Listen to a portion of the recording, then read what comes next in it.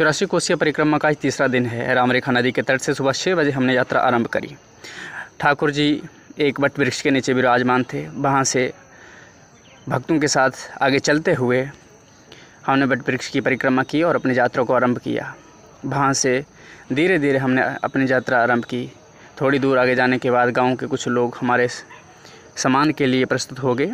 फिर भी हमने यात्रा को जारी रखा। एक हाईवे से गुजरते हुए हमें थोड़ी कुछ गाड़ियों का भी सामना करना पड़ा, पर हमने धीरे धीरे ही सही अपनी इस परिक्रमा को जारी रखा। मेरे साथ हैं ध्वजारोहण करने वाले संत भगवान, और इस यात्रा को हम आगे बढ़ाते हुए जयकारा कीर्तन करते हुए बढ़ते गए। फिर गांव के एक संकरे रास्ते से होकर हम अपनी यात्रा को जारी रखते हैं। थोड़ी देर बाद हम एक जगह पर पहुंचते हैं। उस जगह का नाम है हनुमान बाग। हनुमान बाग में पहुंचने के बाद हमने सबसे पहले मंदिर में जाकर दर्शन किए। जी आप हनुमान बाग देख सकते हैं, जी इतना बड़ा है।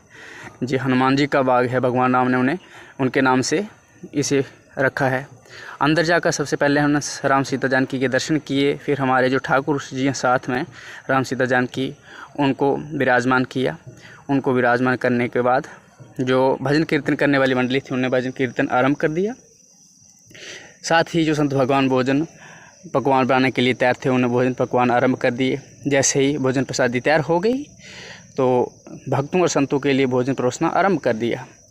अब कुछ बाबा लोग अपने लिए टिक्कर बना रहे हैं उल्टे तवे पर। अब सब व्यवस्था हो गई। अब हम देखेंगे भजन कीर्तन मंडली ने भजन कीर्तन आरंभ कर दिया।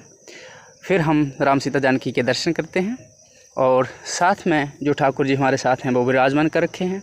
अब हम हनुमान जी के भी दर्शन कर लेते हैं। पास में एक मंदिर है, जी हनुमान जी विराजमान है जहाँ पर। और सब व्यवस्था हो गई है, दर्शन भी हो गए। सब कुछ करने के बाद अब आता है विश्राम का समय। स्थान कम होने की वजह से पेड़ के नीचे रातनी काटने का प्रोग्राम बना रखा है। जय सिया।